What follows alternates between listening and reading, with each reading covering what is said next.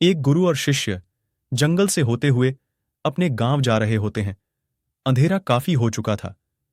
शिष्य ने अपने गुरु से कहा कि गुरु की काफी रात हो चुकी है, अगर आप कहें तो आज की रात यही आसपास के किसी गांव में गुजार लें।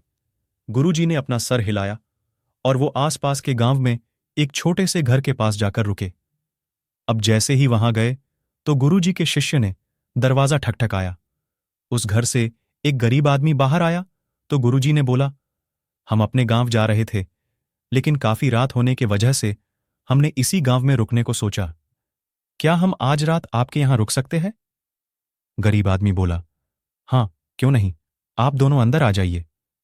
अब जैसे ही गुरुजी अंदर गए, उन्होंने देखा कि उस आदमी के घर में बहुत ज्यादा गरीबी थी। गुरुजी ने उससे पूछा कि आप काम क्या करते हो? वह गरीब आदमी बोला कि मेरे पास बहुत सारी जमीन है। तो गुरुजी ने बोला, अगर तुम्हारे पास बहुत सारी जमीन है तो इस तरह से क्यों रह रहे हो? वह आदमी बोला, यह किसी काम की नहीं है। गांव वाले बोलते हैं कि यह बंजर जमीन है, यहां पर कुछ भी नहीं उगाई जा सकती है, और वहां फसल उगाना बहुत बड़ी बेवकूफी है। गुरुजी ने बोला कि तुम्हारा गुजारा कैसे होता है? उसने बोला कि मेरे पास एक भैंस है जिससे मेरा पूरा घर चलता है। यह सुनने के बाद गुरुजी सो जाते हैं, और रात में जब सब लोग सो रहे होते हैं तब गुरुजी अपने शिष्य को उठाते हैं और उस गरीब आदमी की भैंस लेकर अपने गांव चले जाते हैं। शिष्य अपने गुरु से पूछता है कि गुरुजी, कहीं आप ये गलत तो नहीं कर रहे हैं? उस गरीब आदमी की रोजी रोटी इसी भैंस की वजह से चलती है। तो गुरुजी अपने शिष्य की तरफ देखते हैं और मुस्कुराते हुए आगे बढ़ जाते हैं। उस बात को तकरीबन 10 साल गुजर जाती है, और जो गुरु का शिष्य था वह बहुत बड़ा गुरु बन चुका था।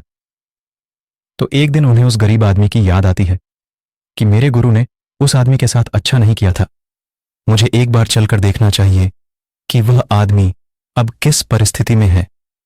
वह शिष्य उस गांव की तरफ जाता है, और वहां जैसे ही पहुंचता है तो वह देखता है कि जहां पर उस गरीब आदमी का झोपड़ा था वहां पर एक बड़ा ही आलीशान महल बन चुका था, और उस झोपड़ी के बाहर जो बंजर जमीन थी उस पर फल और फूलों के बगीचे थे।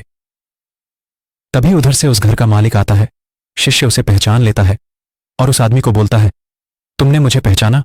मैं अपने गुरुजी के साथ आया था, हमने एक रात के लिए आपके यहां रुके भी थे। वह आदमी उसे पहचान लेता है और बोलता है कि उस रात में आप कहां चले गए थे, और उस रात के बाद ही मेरी भैंस कहीं चली गई थी। मेरे पास कोई रास्ता नहीं था, तो मैंने अपने जमीन पर मेहनत की और फसल निकल आई, और आज मैं इस गांव का सबसे बड़ा और सबसे अमीर आदमी बन चुका हूं। यह सुनने के बाद शिष्य की आंखों में अपने गुरुजी के लिए आंसू आ गए, और उसे यह बात अब समझ आई और वो रोने लगा।